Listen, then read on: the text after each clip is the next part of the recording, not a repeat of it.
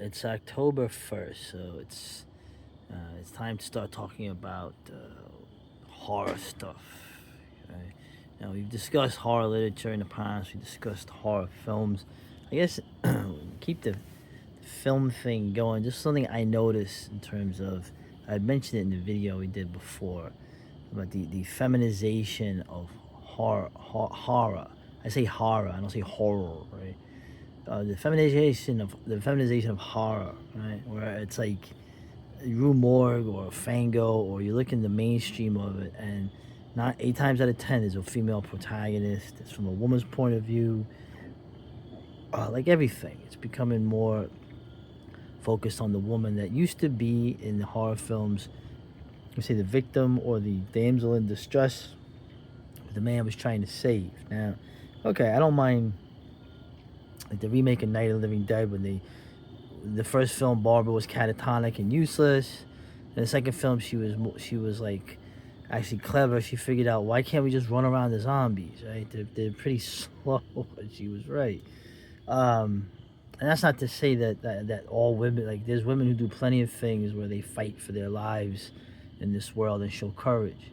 But I'm just saying in terms of what's being done in horror, what I see, it reflects everything else. It reflects, I guess, like you say, an empire in decline, which is, of course, what this is. But I just wonder what some of your thoughts on it. Like Camille Paglia, right, who's a writer I kind of like. Uh, she always mentioned that horror was very. She thought horror was very feminine. Okay, the whole the genre. I think she was talking about not just the film, but the literature. She thought it was very feminine.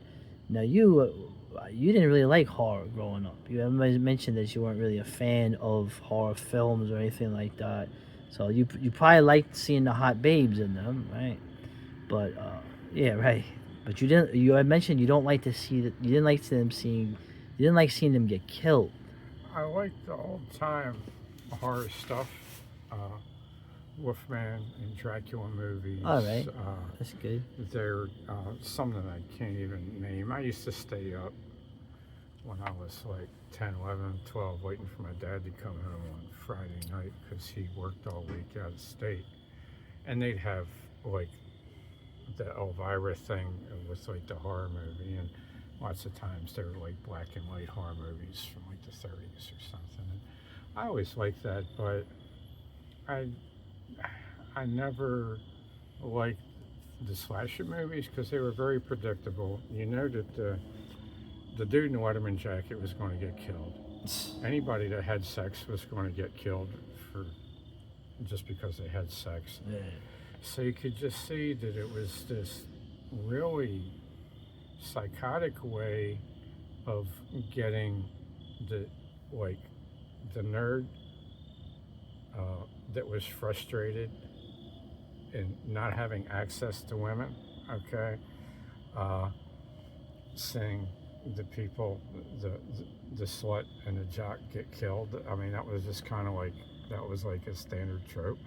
It could be funny every once in a while, but the main thing was the the standard way that horror settings work was repeated mistakes, by the people in danger, like always deciding to split up in the face of danger, Let's split up. so forth. And the fact that if you just put, like, I like children shouldn't play with dead things. Oh. Because they at least had like this karate dude that was fighting. Right. Yeah. Not everybody was just running and hiding and screaming, and either doing stupid stuff or being a coward. I mean, most women in a real horror situation, most women are completely useless. They're less than useless. Yeah. You could just watch, when police shooting and stabbing videos with male and female cops. The female cop just like always melts down. It's never worth anything. Or she ruthlessly guns the guy down when he's just giving up. But I've seen those too. The the introduction of any assertive man that was not a complete idiot into any one of these plots would just wreck the plot, so that they were very rigid and weak plots. So I didn't really like it as writing. I actually, when I was younger, I preferred Solomon Kane to Conan because it tended to be more of a horror strain. Mm. And half of the Conan stories were horror. Yeah. Okay, so I had a preference for more heroic horror stories, and I think the main reason why I just drifted away from the genre in film and reading is that it all became the passive experience. Okay. Yeah, that makes sense. The I like the way Lovecraft let Howard use his horror mythos for his more aggressive action characters, and Lovecraft's using that same mythos from like the opposite perspective, where it wasn't feminized, it was like academically passive. Right. You know, it represented the passivity of the civilized person that's trying to figure things out and it's driving them crazy. So that wasn't feminized either. I think the damsel in distress thing was just focused on, and then instead of making it a whole situation with realistic male and female characters, it had to be flipped to like Killer Babe.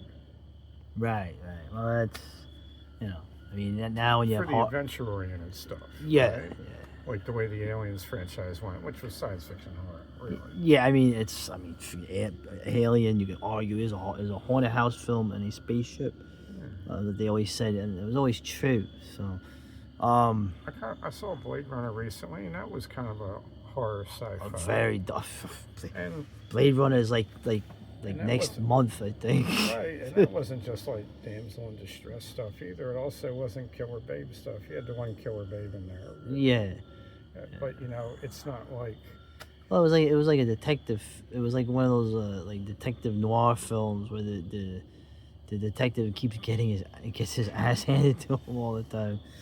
I'm trying to think if there's anything else I can add. Yeah, that's interesting. Right, Lovecraft is not feminine. His characters are, they're also the masculine in terms of the mind. Whereas, I mean, like Black Canaan or Canaan, however you pronounce it, or Black Hound of Death.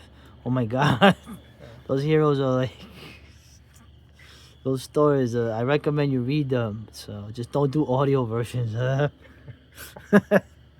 I'm trying to think of anything else I can add on my end. It comes down to predictability. For me, I usually, it's pretty easy for me to predict what's going to happen in most movies and TV shows. You've done it.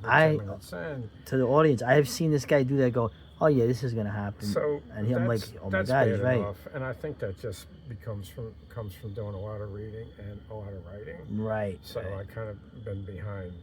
You've seen all the templates. But now it's to the point where you could have the baddest alien in the galaxy, and as soon as you see a cute 105-pound chick that's got a little bit of spirit to her show up, then the alien monster is helpless, because there's no way that any Titan or man-munching alien could ever stand up to 105-pound. On a side note, speaking, you know what? What do you consider Pitch Black? I still think that's one of the freaking best movies that ever came out in the last 20 years, in the last quarter century. Yeah, I consider it again a science fiction horror movie, and I thought it was really good on a lot of levels. And it's got assertive female characters. It's got damsel in distress. It's got it's got hubris in male characters. It's also got cunning in male characters. Yeah. It's got nasty creatures. Probably the best horror movie since '95 that I've seen. And I'm not somebody that's seen a lot of movies. Yeah. I'll avoid whole genres. Yeah. I'm not into like the gore porn stuff. It's like, I mean, listen, like we saw that movie the other night, The People Who Own the Dark. That's what James calls just going to work, pretty much. So I mean, like horror. This guy wants to see that. Was just going. He's out there in the night with knife wielding and maniacs. I can imagine he doesn't want to see that when he has some time to like watch something. I I enjoyed that because it wasn't. You could pretty much tell the way it was written that everybody was going to get shoved into one structure and killed. Oh You yeah. know, the writing kind of set up for that. Yeah. But it wasn't. It wasn't like gore porn. It wasn't just like, okay, we're gonna watch another chick that would never look at us twice get killed again. Yeah. You know, there's something really pornographic about like the slasher movies. I don't like the torture movies. I couldn't stand Saw. Oh, you saw Movies, Saw. for instance. Yeah. Okay. I saw like the first one, which I didn't like. I made it a third of the way through the second one. I was like, Yeah. no, this is just really pornography, you know, but killing. And I'll always say too, and one last thing that I'll add in terms of we were going to talk about the feminization of horror. I mean, everything's getting feminized, right? The testosterone is dropping in the younger generations of males, and the women. Who knows what's happening with them? But I will say that. Oh, what was I gonna say? I lost my liked train of Road thought. Trip with the guy that died in the car accident. I think it was What, Paul Walker. the Fast and the Furious. No, it was. I think it was called Road Trip. It was a horror story about Oh, this dude, guy, this yeah. trucker, like. And I liked the one that I remember that. Spielberg did in the '70s with Dennis Weaver. Oh, that, yeah, the duel. Because Right. to me, I'm somebody that's even afraid to drive to operate man, automobiles. let me So tell you for me, something. A tractor trailer is like that's a horror show. The only right time I there. seen this guy show a glint of fear in his eye is when we're driving on the interstate and you got these tractor trailers, like, especially when you're going out west. Yeah, they're like, like he's like looking like, oh, gee, don't worry, James, don't worry, I'll get you through this. Yeah. Yeah, so I went for automobile horror works really good on me. Yeah, you know, I will say though, yeah, like The Hitcher. Did you ever see that movie, The Hitcher, with Rutger Hauer? I saw the version with Sean Bean, Oh, okay, so you which saw I it. liked, Yeah. which I thought was pretty cool. And I've actually on 3 different occasions I've had people try to kill me with automobiles. Yeah. So it totally works. Totally works with me. One of them was Yellow Mustang. And I forgive the audience. There was something I was trying to say and I totally forgot my train of thought. So can't imagine with this stuff. But yeah. All right, man. So that's it. The horror season begins. I mean, listen, the horror's all year round. But you know, the cool part of it, the aesthetic part of it. We're gonna go into the other video about horror spaces, and that, yeah, which is probably more relevant than these stupid movies. Hey.